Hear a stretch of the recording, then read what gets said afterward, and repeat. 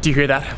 That is the sound of a Last Jedi trailer headed our way. And when it finds us, it will indeed grind our minds into tiny bits and blast them into oblivion. It's so exciting when I think about it, my goodness. What do I want to see in the trailer? Not a whole lot, honestly. I mean, it won't take barely anything to satisfy me. What I want to see more than anything is just what Rian Johnson's really distinct, already amazing aesthetic looks like in the Star Wars universe. We saw what J.J. Abrams' aesthetic looked like, obviously, in The Force Awakens, and I, for one, thought it worked surprisingly well. George Lucas and J.J. Abrams have a very different style, and Rian Johnson, again, just has a very distinct aesthetic from both of those filmmakers. So I just cannot wait to see what his color palette looks like, what his framing looks like, what his shot, composition and movement looks like. I'm excited. The film nerd in me cannot wait. Do I want to hear Luke Skywalker speak in the trailer?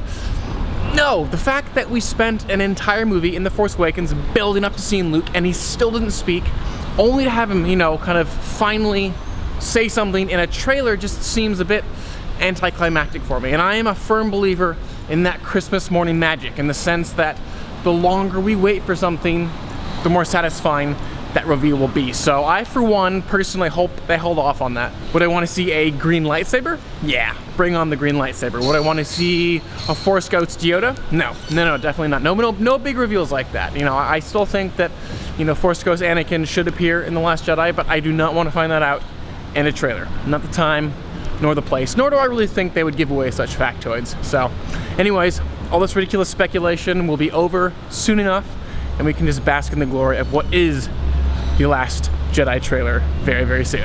All right, David Griffin, Last Jedi panel. Are you afraid to see too much or too little? What are you feeling today? I think if anything it'll be too little, but like in a good way. Like I don't want to be spoiled. I want to have some of that, something rough for later on. So I'm excited. Absolutely. I'm excited. Oh, I can't wait. The excitement is raging. It's great. Give me one thing that you want to see today. Just one thing in the Last Jedi panel. I want to see the trailer for The Last Jedi. All right. I want to see that more than anything. I still think they should have Ewan McGregor come out and not tell anyone why he's here. Just drop be like, that hey, it's Ewan McGregor, look at that! And then just have people have it fester into a self-sustaining ball of self-aware energy online. I would just love that. Well, there it is, guys.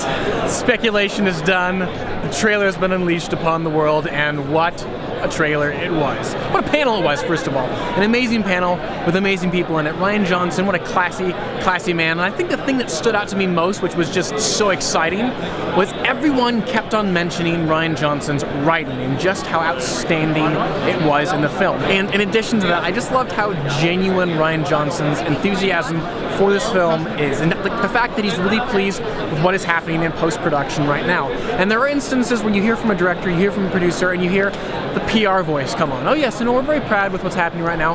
Rian Johnson seems genuinely enthusiastic with how his film is coming together in the editing room. And in Rian Johnson, I trust. If he's pleased with the film, then I am too. And that was another great thing that I love that Mark Hamill said specifically, where he was talking about how nervous he was coming back to the Star Wars franchise, and the fact that episodes 4, 5, and 6 had a beginning, middle, and end, and he kind of had closed that loop, so to speak, for Luke's story. And now there was the risk of, messing things up. And it was just a great moment where, I guess, Mark Hamill went to Rian Johnson and said, I'm terrified. And Ryan's response was, so am I.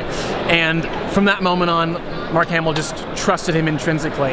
And that's just a great feeling, knowing that the cast members, someone as iconic as Mark Hamill, completely trusts in Rian Johnson. And then, okay, the trailer.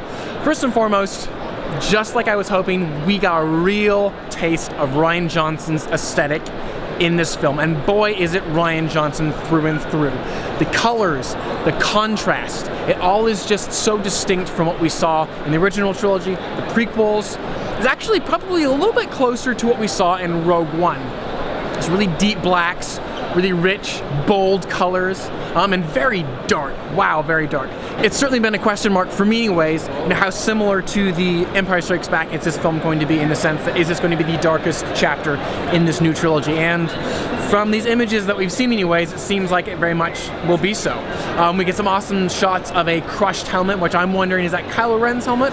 or is that Darth Vader's helmet? It seems that Kylo Ren has gotten his awesome crossblade lightsaber back. He didn't lose it on Starkiller Base before it was destroyed. And I will totally admit I was absolutely wrong. We got some amazing lines from Mr. Mark Hamill playing Luke Skywalker, obviously, which was just outstanding. It was so cool to hear Mark Hamill do Luke Skywalker again. We've, obviously heard him talk at a lot of conventions. We hear him all the time doing his fantastic Joker voice, but really getting back into the person of Luke Skywalker, it's been a long time. Just because there is something strange about seeing such an iconic person come back so many years later to play a character. And there can be that fear that they no longer feel like they are that character, but they're just playing that character. And I felt like, nope, that is Luke Skywalker on screen. And speaking of Luke Skywalker, we have to talk about that last line.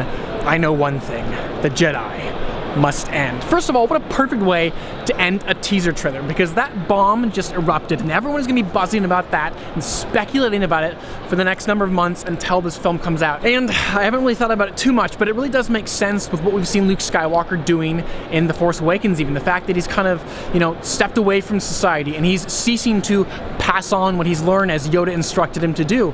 And it makes sense because his family is one that, because of the Jedi and because of the training that they received as Jedi, did a lot of them fall to the dark side. Obviously Darth Vader's father, and now his nephew in Kylo Ren. And so it just seems to make sense to me that in fact would be something that he would do. But now the question still remains, why is he training Rey then? And has he come around? Is he training her in a new way of the Force? So many questions, so few answers. But man, this is what I love. If I had self-control, I would not watch a single other trailer beyond this one. This one teased me perfectly for what we're going to get in The Last Jedi. And Star Wars Celebration could be over for me right now and I would be absolutely satisfied. What a trailer. Life is good. All right, just got out of another panel, this one focusing specifically on the making of Rogue One, and like pretty much every single panel I've experienced here, there's just chock-a-block full of huge Star Wars nerds, John Knoll being one of the primary ones, and he basically just broke down some of the specific things and VFX shots that they worked on in the film. And one of the amazing things that they showed off were these virtual sets that John Knoll, by himself, just put these things together in his own downtime just as proof of concept. Like, hey, we can make this thing in a virtual environment and it'll look completely photoreal. And it did. He recreated a bunch of sets from Star Wars Episode 4, the Blockade Runner, some halls in the Death Star, and as the camera moved through them, you could not tell that they were created in CG. And the way that applied to the final film was, there are so many different locations in Rogue One, a lot of which only appear on screen for a number of seconds, and so actually building a full set for every single one of those locations just didn't make sense cost-wise. And so what they did is they actually make these proxy sets that were mainly, the most important element was the fact that they were the right shape and color as the final set. So when they actually lit it, and it had different reflections and all that kind of stuff, when they laid the CG set over top of it, it would be completely photoreal. And indeed it was. It was really cool just seeing the before and after and how that all came together. And obviously they talked about Tarkin and showed the before and after with that, and it really is just outstanding, the level of detail that happened there, and the fact that they would actually really study Peter Cushing's performance over and over again, just ensuring that they were getting as close to it as they could. But yeah, overall these guys are just outstanding, clearly so passionate about their work, and like pretty much every single person that I've seen so far, just huge fans of the Star Wars property. Really fun stuff.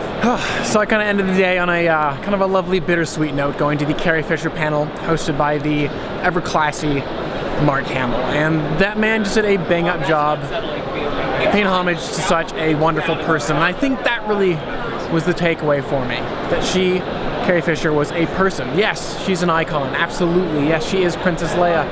But what Mark Hamill did in sharing these very candid stories about their past interactions was just remind us that she's a human being with very real joys and triumphs and very real struggles and hardships. And that's just so important, I think, for me anyways, to remember. A celebrity, an icon, is also a human being. And I can relate to her and her story in that way. And that was just beautiful. I really appreciated it. I actually got emotional in the panel. I didn't think I would.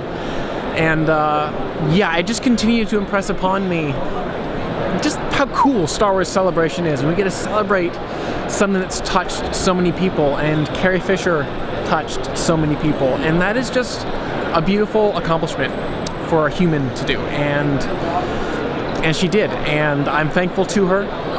She absolutely was one of my first crushes when I was younger. I mean, what more can I say? She's a a fantastic person, and she will be missed dearly. So, this one's to you, Carrie. Thank you.